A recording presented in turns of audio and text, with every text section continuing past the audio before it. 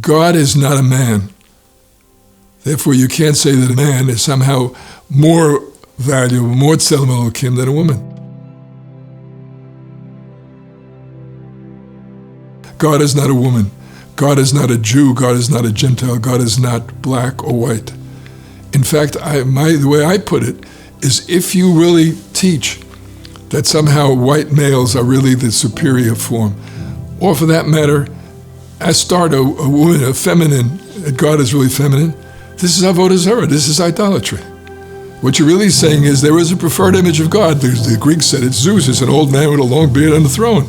But that's idolatry. Because God can be represented as an old man and a beard, yes, and God can be represented, as the Midrash points out, as a young warrior fighting at the Red Sea, and God can be represented as a loving mother holding a hurt child. That's what Yeshayahu described.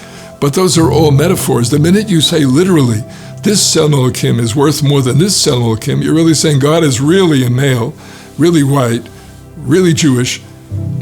It's avodah zarah.